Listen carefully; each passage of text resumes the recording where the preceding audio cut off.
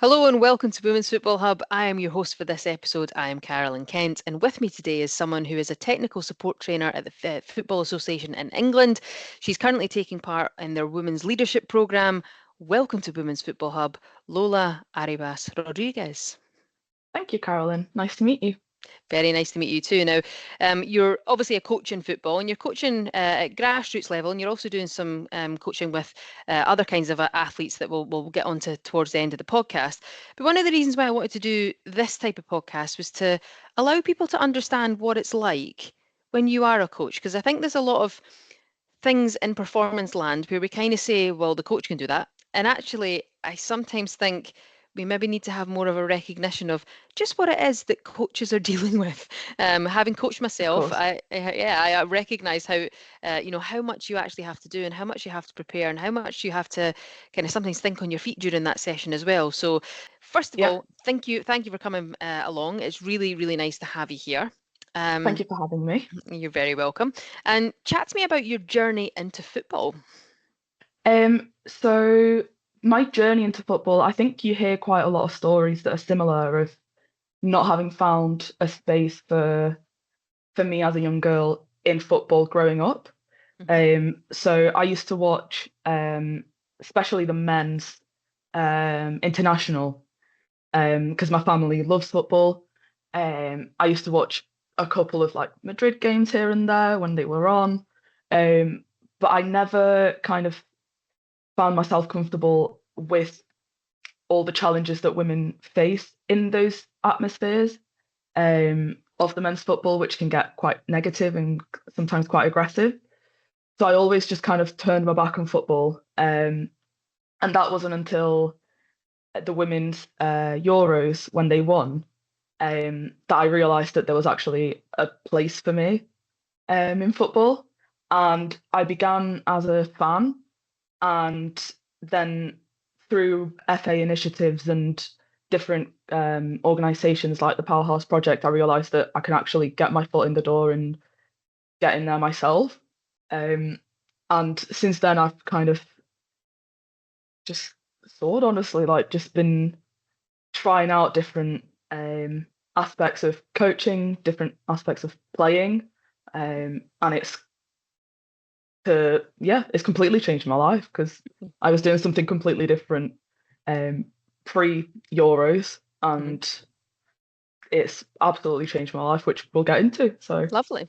So you basically got to a point where the Lionesses won in 2022, mhm, and it's interesting because I was in the stadium when they won the Euros, yeah, and my two kind of Scottish friends who were with me could not believe that I was a proud Scot supporting England, and yeah, I did actually say to them in the stadium, you have to understand the what they've difference done. that and also the difference that it's going to make in the country for young Yeah, women. And it's really nice to hear somebody that's kind of had that journey. You've seen the kind of win, and the mhm, legacy of that is more women should come into football.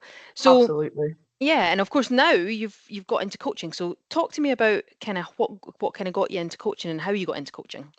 Well, I actually just want to say first that as a Spaniard, I fully understand that point of view, and also I've seen that following the 2023 World Cup, where everyone was asking me, "Oh, who are you going to support?" And it was like, well, I am going to support the Lionesses, but seeing this, like the Spanish team win and Mhm, what it did for women's rights, not even just football, mhm. um, that was quite, I say, something I'm very proud of as a Spaniard. Yeah, and I think some things are bigger than a flag. That Absolutely. is one of the things that I said at the time, is that there is obviously the rivalry between Scotland and England, but Yeah. some things are bigger than a flag, and that was one of the things that I said at the time. So, chat to me about coaching then, because obviously you've Yeah. you've come to the FA and you've Yeah. been doing your coaching. So, talk to me about that. So like I said, it changed my life. I had just left my university. I was studying architecture. Wasn't really going with it well. I wasn't enjoying it. And I moved back home, and I had just, thanks to certain programs, I managed to get onto the funded level one coaching. So I'd started that, I think, in the summer of 23, Mm-hmm. and I left uni in December of 23, and I hadn't finished my level 1 yet. So I was like, you know what, I'm at home. I don't know what I want to do. I genuinely believed there wasn't a kind of career with coaching for some reason. Um, and because I had so much time, I was like, I'll just finish off the level 1. You never know where it's going to take you. Mm-hmm. Um, Finished that, and I think within a couple of months, got my first coaching role with the FA. Mm-hmm. And from there, I wanted to develop more of my basic skills of I'd coached gymnastics before, which is the sport I'd done when I was growing up. So I knew I liked coaching, but I felt I needed to know more about the basics of football to really get into it. So I contacted my partner's dad, who has always been coaching, and I said, where can I start? I want to actually start from the bottom.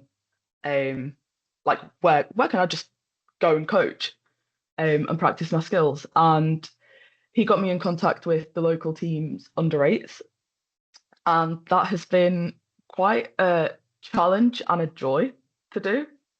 Um, I think I definitely underestimated how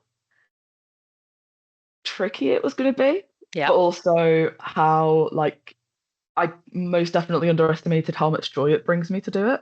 Mm-hmm. Mm-hmm. Yeah. And instant feedback from the under eights. That's they don't sugarcoat that feedback. No, they, they let you no, know if it's they're. always, yeah, I've always, since I started, I've kind of jumped around in between teams, which they train at the same time. So it's just been me trying to find my footing with it. Um, and now that I've been more consistent with this one team, they turn to me. Some of them recognize me, some of them don't, and they'll just come up to me and go, "Who are you?" And I'm like, "Yeah, that's such a great question." Um, Let's talk about barriers and challenges then. So obviously, you're relatively kind of new and early in your for coaching sure. journey. And this is such a common pathway. We start with younger players, and I will Yeah, be honest. I have found the youngest players the hardest the ones to work hardest. with. Yeah, They're really hard to work with, and so I think yeah. from a coaching perspective, what are the barriers and sort of challenges that you find working with Mhm. younger players, and how have you negotiated some of those? So for me, some of them were kind of I didn't want to have the responsibility on my shoulders straight Hmm. away, Hmm. which the club that I coach for handled very well because they've got a good network of volunteer coaches. So it was like I made my kind of I'd say fears to do with it. I made them aware of it, and they said, "Don't worry, like you're going to come in as kind of like a support coach." Hmm. So that kind of gives me, even if the parents that are coaching aren't that savvy at football or they're very savvy at football, Hmm. it gives me that kind of like more room for error, Hmm. because there's someone else there that can support me. So I think having support in the sessions really, really helps. Hmm. Um, some of the barriers for me, especially, so I've got ADHD, Hmm. and I struggle a lot with, for example, time management Hmm. and organization. So it's been a personal challenge and a professional challenge as a coach to kind of get myself prepared for the session, even if it's not with a set plan, just kind of having an idea of what I want to do from that session. Hmm. Um, but I have also realised that with the age that I coach, the under eights, they honestly really don't care. Hmm. Most of the time, they just want to play a match, and it's kind of difficult to get them to understand that they need to do a couple of other things before they start playing a match because there's certain like basic skills that they need to work on. Hmm. Um, so I think turning all of those into little drills that are fun for them is, I say, one of the biggest challenges. I coach someone who's of age and understands a lot more. If I need to have that conversation, I just have it. Whereas with these, you tell them the instructions and they find it hard to retain that information Hmm. because of their age, and it makes sense. So it can be quite frustrating to kind of manage 15 to 28-year-olds, Mhm. but also managing your own frustrations of, okay, that's not how I thought it was going to go. Yeah, very much. How can I get, yeah, how can I get everyone's attention? How can I make Yeah, sure everyone knows what they're doing? yeah. And And most of the time, you really won't.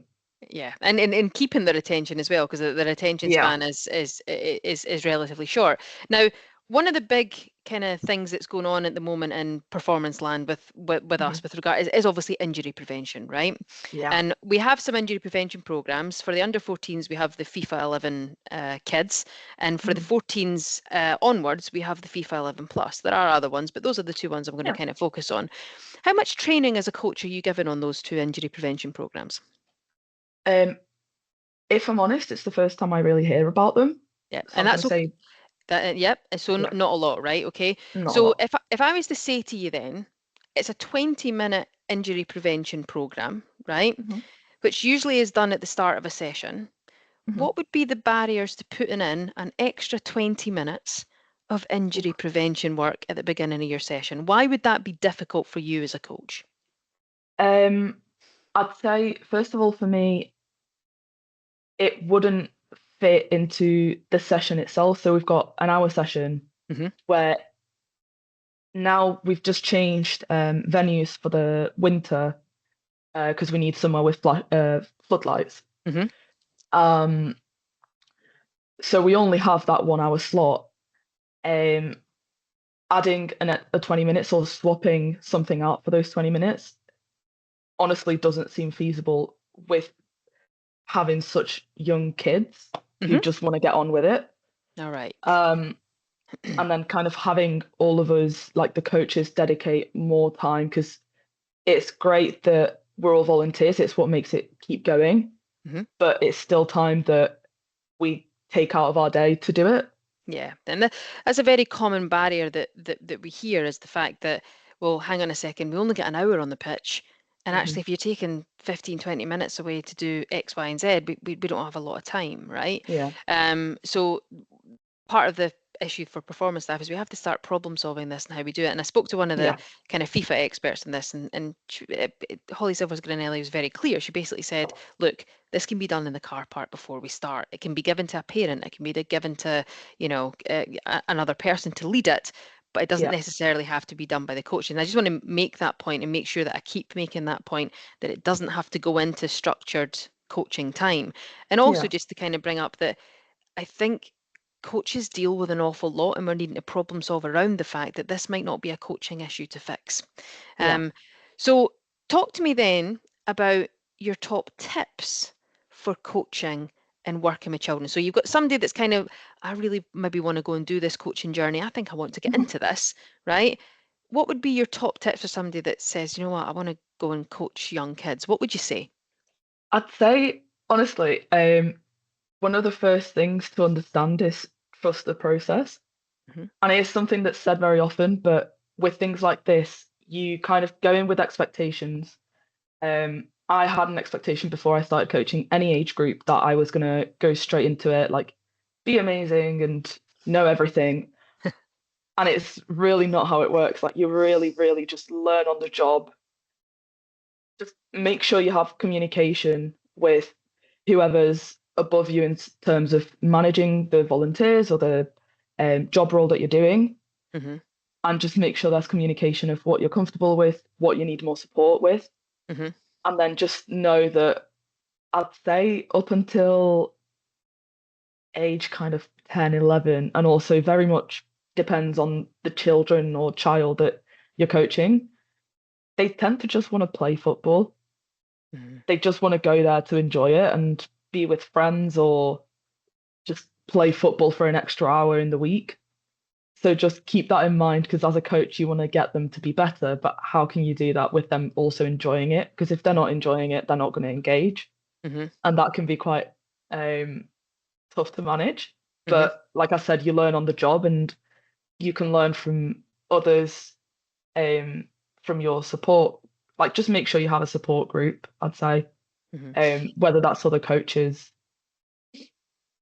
So tell me then, one of the big things about that sort of level is obviously keeping it fun, right? Yeah. How do you keep it fun for under eights? Oof. It tends to be having to have like you have to dip your toe a little into the competition pool, Mm-hmm. without making it so competitive that whoever loses feels bad or ends up kind of disengaging from the rest of the session. Mm-hmm. Um, but just making it kind of having points as a team. So if you are doing a drill and you divide them into two, instead of doing individual points, do them as a team, and then they start supporting each other to try and get there, to get as many goals or as fast as they can. And they also work on that team cohesion without you having to like drill it into them. And that's so important to build a foundation from a young age. Mm-hmm. Um, but it is a lot of just, I couldn't tell you a specific thing. It's just, if you see something's not working, just change it in the moment. Like it doesn't matter. Mm-hmm. Just make sure that they are enjoying themselves. And if they're not, maybe try and find out why. Mm-hmm. And you can do that in the session from just asking them. Yeah, and as I said at the beginning, under eights are going to give you feedback. If you want feedback, you ask an under Yeah. eight. It's coming non-sugar coated.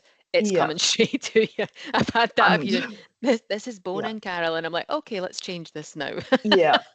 And it's also with underage, I've realized as well, like you have to manage the feedback to you, but also to their teammates, because they will just tell each other. Like I think as adults we sugarcoat a lot, Yeah. even to other peers, whereas they just will say like, "Oh, you did bad here," and it's like, okay, let's try and rephrase that. Let's give us a second. You're both different people. Like how can we go about this in a constructive manner?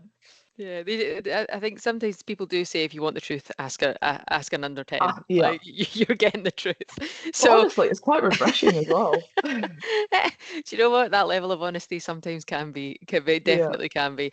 Now, of course, it's not just under eights that you coach. You actually have Mhm. experience of coaching visually impaired athletes in football, Yeah. don't you? So talk to me about that, and because that's very interesting to me, and there'll be a lot of people that have no experience of Yeah. coaching visually impaired athletes.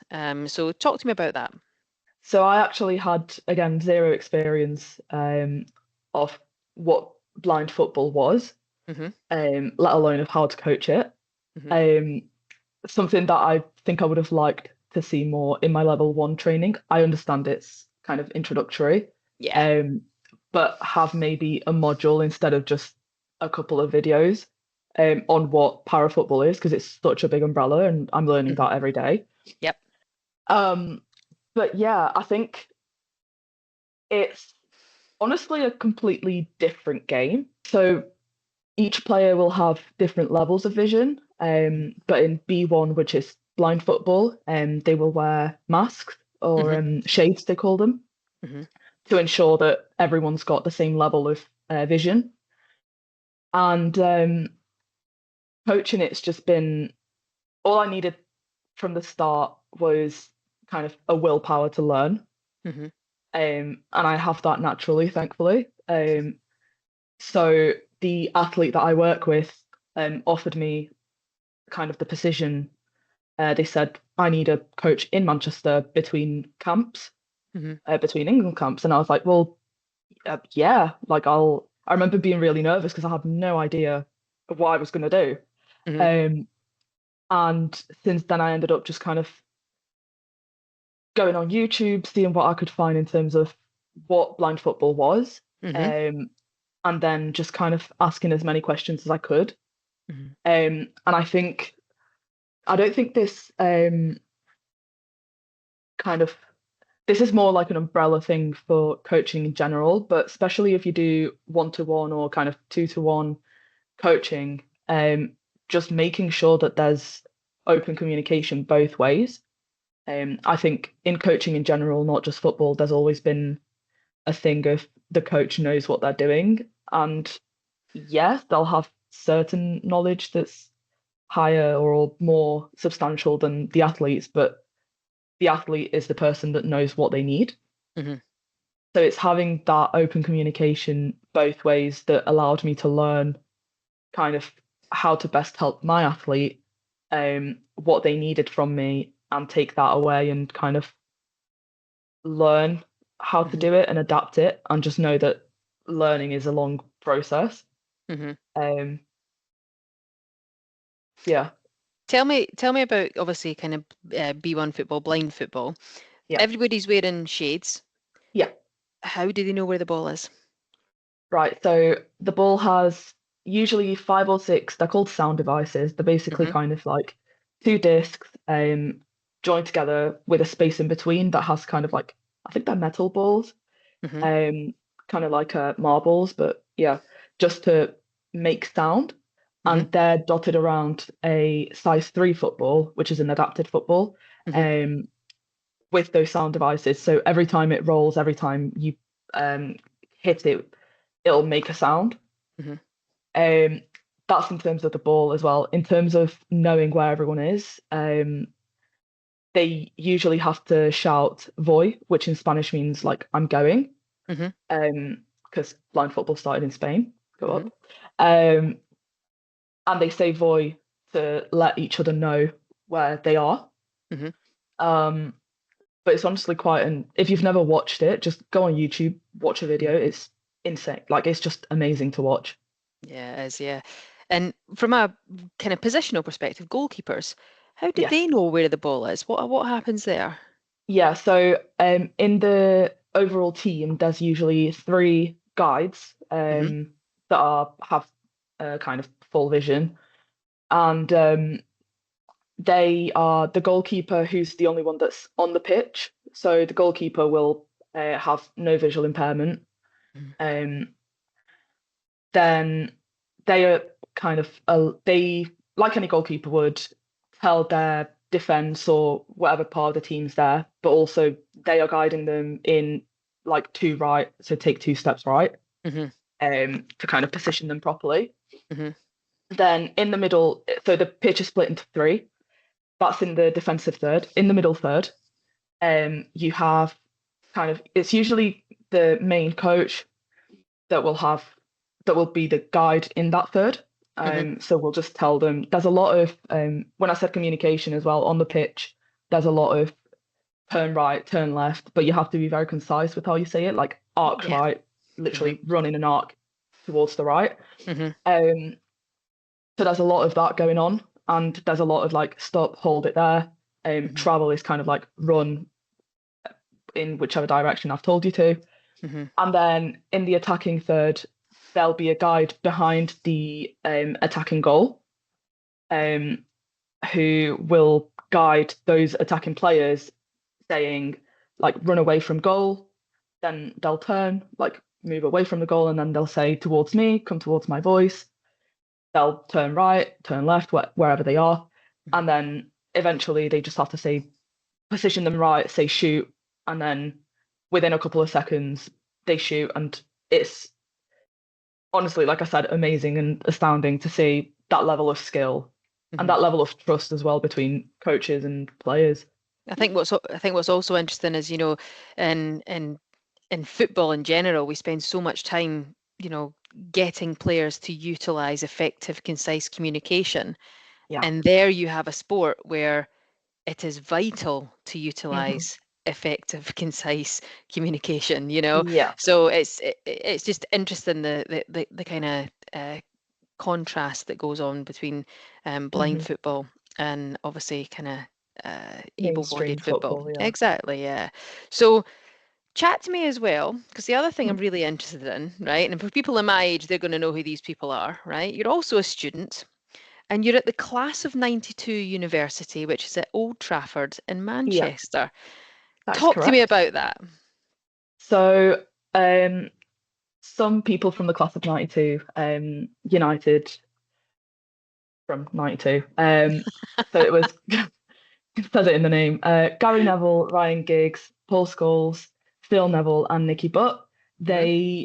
I don't know the story, I wasn't there, but they basically decided to start a university that focused on kind of personal development, that focused on what students need rather than have students adapt to the university's structure.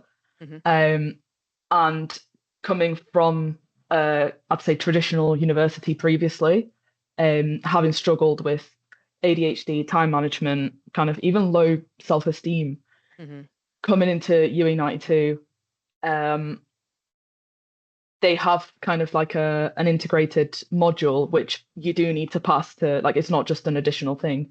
It's integrated into your actual class called the 92 program. Mm-hmm. It focuses on different things throughout, and the one I'm in right now is wellness, and it's basically just pushing you to do kind of reflection, like self-reflection and journalism, like journaling, and kind of seeing your progress throughout the blocks, the modules, and having that where you actually have to focus it because it's either you pass it or you don't, um, which can affect your degree. Having to focus on that really allows the students to focus on what's working, what isn't, what can you do differently.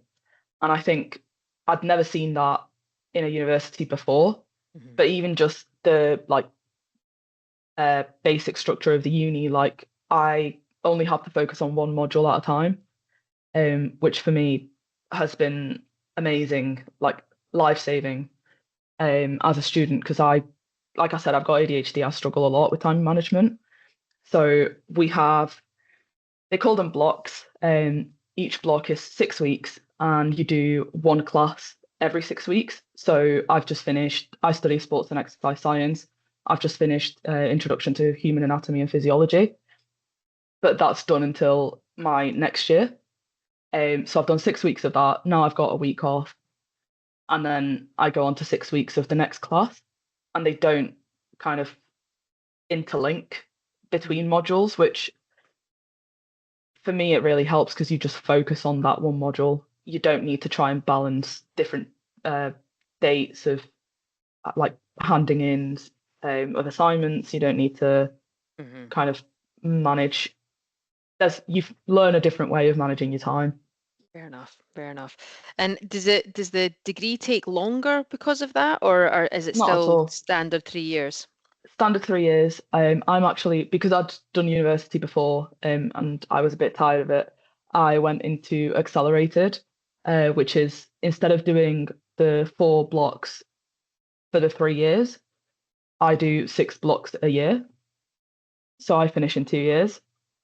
Um, and for those who haven't been to uni before, it ends up being cheaper. Like you pay a little bit more, but you finish earlier, so you're not spending as much, Yeah. Sounds like it's been a great opportunity for you. for sure. Yeah. So say there is somebody who's thinking, do you know what? I'd quite like to either go to the class of 92 university, or I'd actually Mhm. quite like to get into coaching. Where would you Yeah. advise that they start? In terms of the university, honestly, just ring them up. Mm-hmm. They have 6 starting points, which for me was amazing as well. So instead of starting in September or January, you can start September, November, January, February, June, July. Mm-hmm. Um, and that for me was April, June, not June, July, yeah. April, June. And I started in April. Like I said, I'd left my previous uni in December. So not having to wait until the September trying to figure out what to do with myself, and just kind of starting in April really helped me. So just call them up. They will help you as much as they can with whatever paperwork, with whatever questions you have. Mm-hmm. In terms of coaching, I would probably say go onto the FA learning page. Mm-hmm. Um, if you're a woman or someone who identifies as non-binary, I would also kind of contact someone from the Powerhouse Project. I'd say they really helped me. Um, I saw them on Instagram and I can't remember how, but I managed to join one of their groups, and there's so many opportunities. And it's so great to be in an environment where everyone is like going after the same thing of getting more women, and like more people into football, not just coaching, but into journalism and media, and just making sure that we're allowed to take up our space in women's football. Mm-hmm. Um, So I'd say definitely find different organisations because they are there. Yeah, For me, they funded it as well, which coming out of university, of my first university, I basically had no money. So that was kind of a hindering factor. And like finding different forms and stuff to help me fund it was amazing because it kept me going. yeah. Well, Lola, I have to say, it's been absolutely lovely to talk to you today. I You too. wish you all the best of the luck with those U8s for the rest of the season, and Thank obviously you. for the other coaching that you're doing in blind football. I think it's really great to hear what other opportunities there are in football. Mhm. If you've been listening to this episode today and you kind of think, do you know what, I'd really actually quite like to give coaching a go, just have a little listen to what Lola has said there about who to contact and when to contact them.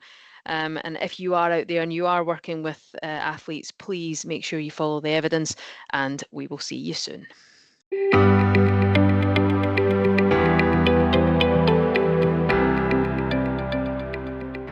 Thank you for listening to Women's Football Hub.